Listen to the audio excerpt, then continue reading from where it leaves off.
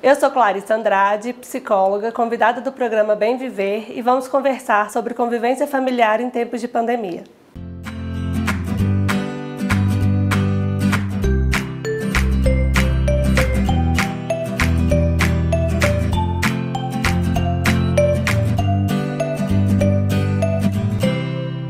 No programa Bem Viver de hoje, vamos conversar sobre convivência familiar em tempos de pandemia. Todo mundo está tendo que se reinventar nesse tempo, né? Porque tudo está novo, é um momento muito complicado, é um momento muito delicado e isso acaba gerando algum estresse. Então as pessoas estão tendo que reinventar, principalmente o brasileiro, que adora reinventar e fazer um jeitinho brasileiro, está tendo que mudar um pouquinho toda essa nova convivência aí. Eu acho que a palavra hierarquia é um pouquinho pesada, lembra muito ditadura, eu acho um pouquinho pesada demais. Eu diria muito mais manter o respeito entre os familiares, pai, mãe, filho, avô, tio, tia, que faz a convivência ficar muito melhor. Mas essa questão de hierarquia eu acho muito pesado. Nós, profissionais de psicologia, temos dado várias dicas de como fazer a gente se sentir melhor nesse período. Porque o que importa é que a gente se sinta bem. Tem várias dicas que a gente dá. Criar uma rotina para a gente ter a noção de o que é dia, o que é noite, o que é final de semana, o que é dia de semana. Porque anda tudo muito confuso. Quem não está trabalhando, quem não está estudando, ou está ficando mais tempo dentro de casa, o que é o ideal, a gente está tendo que criar novos mecanismos para lidar com tudo isso. Mesmo em tempos normais, fora de pandemia, eu falo dentro do meu consultório que diálogo é fundamental. O outro não vai ter bola de cristal para entender se a gente está sentindo, o que a gente não está sentindo, o que a gente está pensando. Então é importante que a gente fale isso, fale o que está sentindo, o que está pensando, o que está magoando a gente, para que a convivência se torne melhor.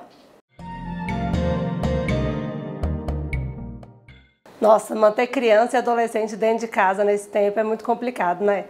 A gente sugere muito que, com a criança principalmente, que faça alguma atividade que vá fazer com que ela se movimente, com que ela se agite, com que ela se entretenha, porque senão ela vai ficar mais nervosa, ela vai ficar mais agitada, ela vai ficar mais tensa e aí fica mais complicado, porque a criança fica nervosa, o pai fica nervoso também e aí as brigas e discussões acabam acontecendo. A criança muitas vezes não entende o que está acontecendo no mundo. É importante que a gente sente, converse com elas para que elas entendam que é um tempo que a gente tem que ficar dentro de casa. Tá? Tem várias maneiras lúdicas que a gente pode procurar. Vocês podem procurar na internet falando como explicar melhor para a criança sobre o que está acontecendo, para alertá-la de que é preciso que fique em casa.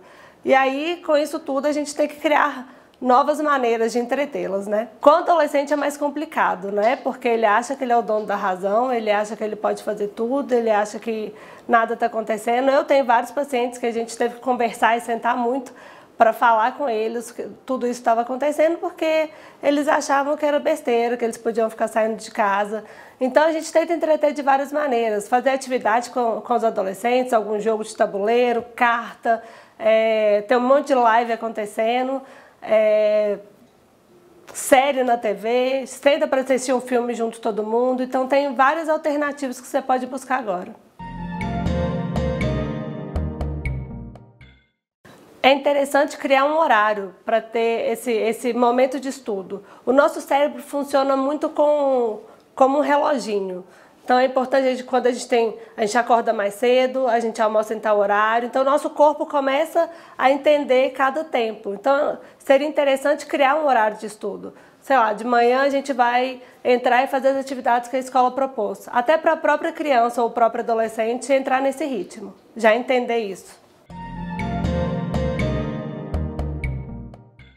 Eu acho que essa é uma das maiores dúvidas e o que o povo mais pergunta e questiona. Hoje a internet é a nossa aliada, que a gente está tendo aí 500 milhões de lives acontecendo, tem um monte de curso online acontecendo, série, filme, tudo que a gente pode caçar na internet.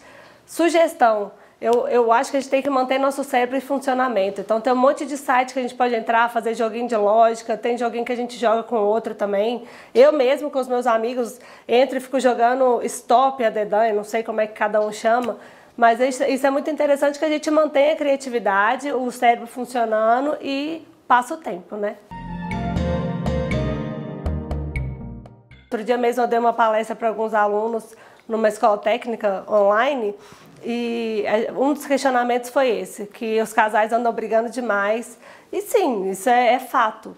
Antes a gente viu o nosso cônjuge, esposa, namorado, namorada, quando a gente voltava do trabalho para casa. E agora não, agora tem que ficar o tempo inteiro com isso.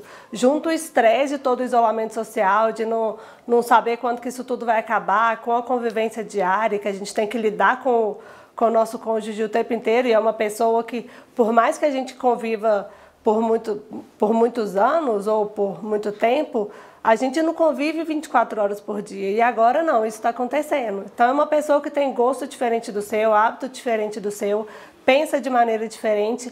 Então saber lidar com isso é muito complicado. A gente volta a dizer, é importante o diálogo, a gente tem que dialogar dentro de casa, mas isso às vezes acaba atrapalhando muito, principalmente um relacionamento que já está desgastado com o tempo e com tudo, acaba piorando nesse momento de pandemia.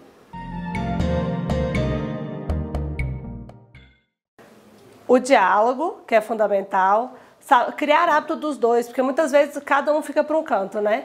Então cria o hábito dos dois, de ficar junto, de fazer uma coisa juntos. É importante ter o seu momento individual, cada um, de tomar um banho relaxante, de, sei lá, ler um livro, de cada um ficar no seu cantinho também. Mas é importante ter essa união, esse contato, esse diálogo dentro de casa.